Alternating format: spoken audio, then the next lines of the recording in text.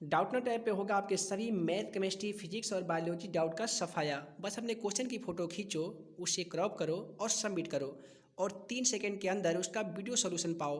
Class 6 से 12 से लेके NEET, IIT, JEE, mains and advance के लेवल तक। तो आज ही डाउनलोड करें डाउटनट ऐप। हेलो दोस्तों का फिर से बहुत बहुत स्वागत करता हूं आप सभी का math and magic tips YouTube channel में। दोस्तों आज की इस वीडियो में हम लेके आए हैं कक्षा 10वीं के लिए 2021 में जितने भी मैट्रिक के स्टूडेंट एग्जाम देने वाले हैं उन सभी छात्र छात्राओं के लिए आज की इस वीडियो में हम लेके आए हैं कि सोशल साइंस के मैट्रिक एग्जाम में किस प्रकार से 2021 में क्वेश्चन पूछे जाएंगे और क्या क्या पैटर्न रहेंगे 2021 एग्जाम के लिए। तो चलिए आज की इस वीडियो में हम आपको बता देते हैं कि सोशल साइंस के एग्जाम में मैट्रिक में आपसे कितने ऑब्जेक्टिव तथा कितने सब्जेक्टिव क्वेश्चन पूछे जाते हैं और कौन से विषय से कितने प्रश्न रहते हैं तथा कौन से प्रश्न को बनाने में कितने आपको मार्क्स दिए जाते हैं। तो चलिए पूरी जानकारी इस वीडियो में देने वाला हूं। वीडियो को लाइक शेयर नहीं किए हैं तो लाइक कर दीजिए और साथ ही चैनल पर नए होंगे तो चैनल को सब्सक्राइब कर लीजिए, क्योंकि आप सभी को मालूम होगा कि हम बिहार बोर्ड 10वीं का क्लास चालू कर दिए हैं और प्रत्येक दिन आपको लाइव वीडियो के साथ साथ नोट्स भी आप सभी को दिया जाएगा। तो दोस्तों आपसे बता दें कि मैट्रिक का प्रत्येक चैप्टर वाइज सॉल्यूशन चाहते हैं तो वीडियो के डिस्क्रिप्शन में दिए गए लिंक को क्लिक करके अब कक्षा 10वीं का मैट्रिक का प्रत्येक चैप्टर का ऑब्जेक्टिव तथा सब्जेक्टिव क्वेश्चन का सॉल्यूशन बहुत ही कम समय में डाउनलोड कर सकते हैं तथा PDF के आप अच्छी तैयारी कर सकते हैं। तो चलिए हम आपसे बता देते हैं कि मैट्रिक एग्जाम 2021 में सोशल साइंस से कैसे प्रश्न पूछे जाते हैं। दोस्तों मैट्रिक के जो सोशल साइंस के एग्जाम में जो सेक्शन बने होते हैं उस सबसे पहला जो सेक्शन होता है सेक्शन ए का। तो यहाँ पे आप सभी देख सकते हैं प्रश्न संख्या 1 से 48 तक के प्रत्येक प्रश्न के साथ 4 विकल्प दिए गए हैं जिनमें से एक सही है। अपने द्वारा चुने गए सही विकल्प को OMR शीट पर चिन्हित करें। केवल 40 प्रश्नों का ही उत्तर दें। तो आपसे मैट्रिक एग्जाम में सोशल साइंस के एग्जाम में क्या होते हैं कि 48 ऑब्जेक्टिव क्वेश्चन पूछे जाएंगे। ठीक है, कितने? तो 48 ऑब्जेक्टिव क्वेश्चन पूछे जाएंगे जिसमें से केवल आपको 40 जो भी आपको सही लगता होगा 40 ऑब्जेक्टिव क्वेश्चन का ही जवाब OMR शीट में भरना है। जैसे कि एग्जाम्पल के तौर पे यहाँ पे आप सभी क्वेश्चन देख पा रहे हैं कि पहला क्वेश्चन है काउंट काबूर को विक्टर एमेनुअल ने किस पद पर नियुक्त किया था। तो यहाँ पे 4 ऑप्शन है। पहला है सेनापति, दूसरा है कि फ्रांस के राजदूत और ऑप्शन सी में दिया गया प्रधानमंत्री, डी में दिया गया है गृह मंत्री। दोस्तों आपसे बता दें कि जो भी को इस क्वेश्चन का जवाब मालूम होगा वीडियो के नीचे जाकर कमेंट बॉक्स में इसका सही जवाब दिखना बिल्कुल मत भूलिएगा। तो चलिए यहाँ तो आप सभी को ऑब्जेक्टिव का डाउट क्लियर हो गया होगा कि 48 आपसे ऑब्जेक्टिव क्वेश्चन पूछे जाएंगे जिसमें से केवल आपको 40 ऑब्जेक्टिव क्वेश्चन का जवाब OMR शीट में चिन्हित करना है। तो चलिए हम आप को बता देते हैं कि सब्जेक्टिव प्रश्न कहाँ से पूछे जाते हैं और कौन से प्रश्न के लिए कितने अंक निर्धारित रहते हैं। दोस्तों तो यहाँ पे हम आ गए हैं सेक्शन बी में। तो सेक्शन बी में जो सबसे पहला जो सब्जेक्ट होता है वह होता है हिस्ट्री का। ठीक है, तो हिस्ट्री में सबसे पहले आपसे सब्जेक्टिव सवाल पूछे जाते हैं। तो यहाँ पे आप सभी देख सकते हैं कि प्रश्न संख्या 1 से लेकर 5 तक लघु उत्तरीय प्रश्न है।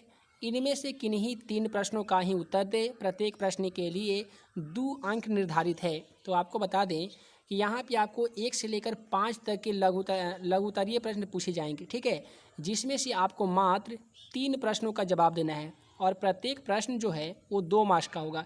तो कहने का मतलब कि जो हिस्ट्री से आपसे सवाल पूछे जाएंगे सब्जेक्टिव क्वेश्चन में वो 6 मार्क्स का पूछे जाएंगे 2 अंक वाले। तो यहाँ पे आप सभी देख सकते हैं यहाँ पे 4 सवाल दिए गए हैं यहाँ पे। ठीक है, और यहाँ पे नीचे और भी सवाल है। यहाँ पे कुल मिलाकर 5 सवाल दिए गए हैं। 5 सवाल में से आपको कोई भी ऐसा सवाल होगा जो आपको याद होगा तो 5 में से केवल आपको 3 सवाल का ही आंसर लिखना है अपने उत्तर पुस्तिका में। तो यहाँ पे तक आपका डाउट क्लियर हो गया होगा कि सोशल साइंस में हिस्ट्री में से आपको मात्र 2 अंक वाले 3 प्रश्न पूछेंगे। 3 प्रश्न का जवाब देना है। प्रश्न रहेंगे 5। अगला देख लेते हैं कि हिस्ट्री में से भी दीर्घोत्तरीय प्रश्न पूछे जाते हैं जो 4 मार्क्स के होते हैं। तो यहाँ पे आप सभी देख सकते हैं कि प्रश्न संख्या 6 से 7 दीर्घोत्तरीय है। ठीक है, इनमें से किसी एक का उत्तर दें। प्रत्येक प्रश्न के लिए 4 अंक निर्धारित है। तो यहाँ पे आप सभी देख सकते हैं कि आपको 2 प्रश्न दिए रहेंगे। एक यहाँ पे प्रश्न था इटली के एकीकरण में मेजनी, काउंट काबूर, गरिबाल्डी के योगदानों का वर्णन करें, और एक यहाँ पे क्वेश्चन रहेगा कि नई आर्थिक नीति क्या है। ठीक है, तो ये दोनों जो सवाल दिए गए हैं दोनों में से केवल आपको कोई एक सही जवाब याद होगा वहीं आपको लिखना है और इसके लिए आपको 4 मार्क्स दिए जाएंगे। तो चलिए हम आप सभी को बता देते हैं कि राजनीतिक विज्ञान से कैसे सवाल पूछे जाते हैं और इसके लिए आपको कितने अंक निर्धारित रहते हैं। तो यहाँ पे आप सभी देख सकते हैं कि प्रश्न संख्या 8 से लेकर 13 तक लघु उत्तरीय प्रश्न हैं। तो इनमें से किन्हीं 2 प्रश्नों का ही उत्तर दे, प्रत्येक प्रश्न के लिए 2 अंक निर्धारित है। तो यहाँ पे आपको दिया गया है 8 से लेकर और पूरे यहाँ पे 13 तक के सब्जेक्टिव क्वेश्चन दिए गए हैं और इसमें से आपको मात्र कितने बनाने हैं दोस्तों, तो 2 ही क्वेश्चन का सॉल्यूशन आपको लिखना होगा उत्तर पुस्तिका में। तो यहाँ पे देखिए 8, 9, 10, 11 और यहाँ पे इसी प्रकार से 12 और 13 तक यहाँ पे सवाल दिए गए हैं। इनमें से आपको जो भी 2 ऐसे सवाल होंगे जो आपको पहले से याद होंगे, वही दोनों सवाल का जवाब आप अपने उत्तर पुस्तिका में लिख दीजिएगा। बाकी के जितने भी सवाल बचेंगे उसे आपको छोड़ देना है, उसका जवाब आपको उत्तर पुस्तिका में नहीं लिखना है।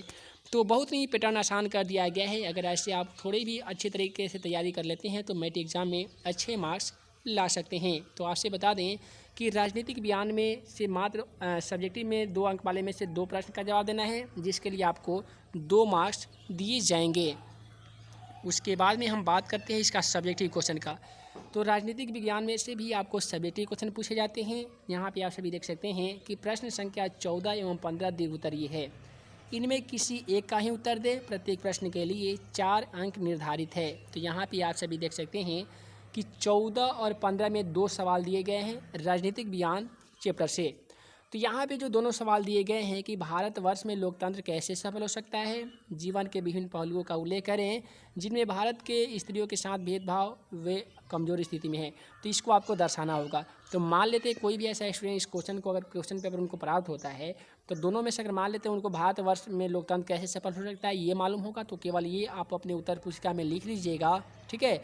इसके लिए आपको 4 मार्क्स मिल जाएंगे और दूसरा जो सवाल आपका बचेगा उसका जवाब आपको उत्तर पुस्तिका में नहीं लिखना है। तो आई होप आप समझ गए होंगे कि जितना प्रश्न का जवाब देने के लिए आपको क्वेश्चन में बोला जा रहा है केवल उतना ही प्रश्न का जवाब देना है, ज़्यादा आपको जवाब नहीं देना है। चलिए हम बात करते हैं अर्थशास्त्र की।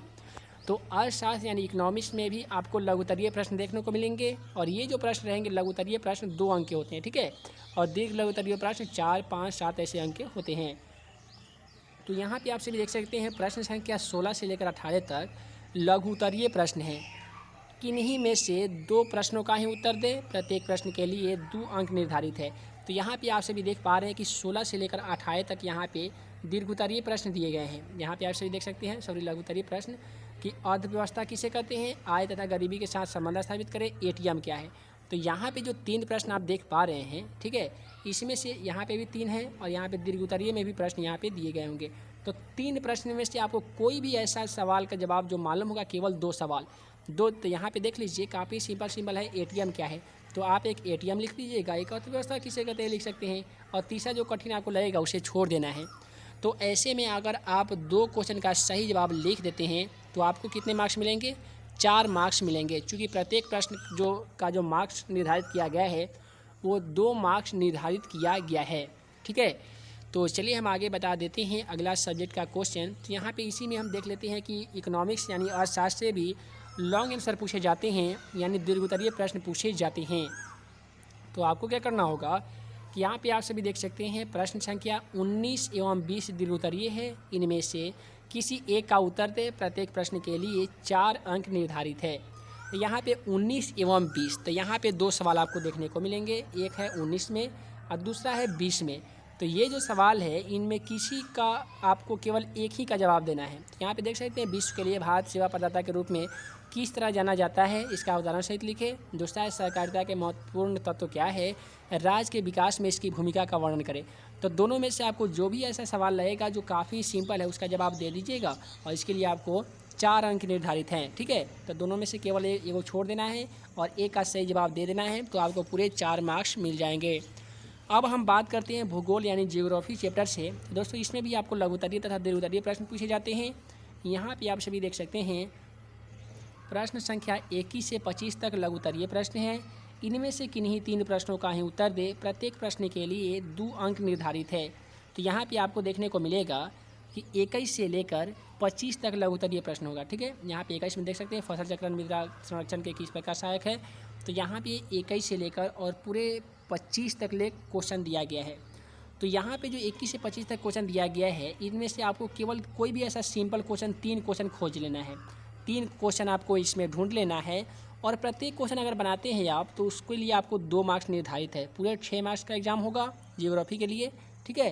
तो यहाँ पे आपको केवल 3 प्रश्न, इसमें से सिंपल 3 प्रश्न खोज लीजिएगा, दोनों को लिख दीजिएगा और आपको जो मार्क्स मिल जाएंगे वो 6 मार्क्स दे दिए जाएंगे।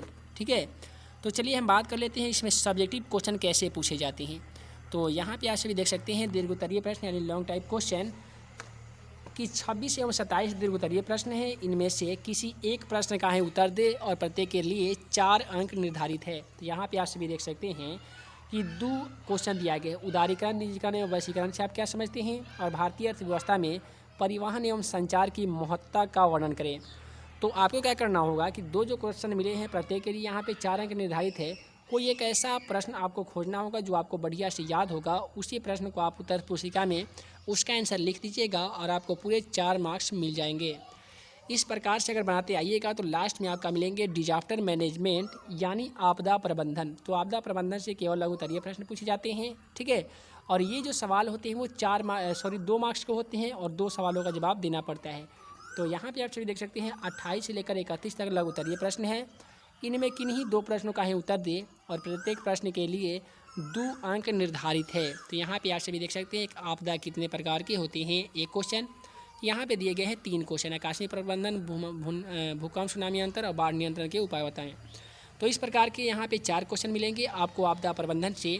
4 प्रश्न में से कोई भी सिंपल प्रश्न 2 को ढूंढ लेना है आपको और उसका जवाब उत्तर पुस्तिका में लिख लेना है। इस प्रकार से आपको मिलेंगे 2 दूनी 4 अंक। ठीक है, और 2 अंक जो रहेंगे वो ऑब्जेक्टिव में पूछे जा सकते हैं। तो इस प्रकार से हम आप सभी को वीडियो में बता दिए हैं कि कौन से चैप्टर से कितने प्रश्न पूछे जाते हैं। इस प्रकार से हम आप सभी को चैप्टर वाइज मैट्रिक का ऑब्जेक्टिव तथा सब्जेक्टिव क्वेश्चन का तैयारी चालू कर दिए हैं। जो भी स्टूडेंट चैनल को सब्सक्राइब नहीं किए हैं चैनल को सब्सक्राइब कर लीजिए ताकि प्रत्येक दिन का मैट्रिक का जितना भी हम ऑब्जेक्टिव तथा सब्जेक्टिव क्वेश्चन का नोट्स के साथ वीडियो अपलोड करें उसका नोटिफिकेशन भी आप सभी को मिल पाए और आप हमारे द्वारा बनाए गए मैट्रिक जो परीक्षा का जो तैयारी है और बहुत ही अच्छे तरीके से कर पाएँ। आप सभी को मालूम होगा कि मैट्रिक एग्जाम 2020 में हमारे द्वारा चैनल से भी तैयारी करके स्टूडेंट 460 अंक तक प्राप्त किए हैं। तो बहुत ही स्टूडेंट जो थे हमारे चैनल से तैयारी करके बहुत अच्छे खासे मार्क्स प्राप्त किए हैं। आप चाहते हैं कि आपका भी जो नाम है वो टॉपर लिस्ट में आए तो इस चैनल को सब्सक्राइब करके और जितने भी वीडियो अपलोड किए जाते हैं प्रत्येक वीडियो को देखते रहना होगा और साथ ही अपना जो तैयारी हो काफ़ी मजबूत करना होगा।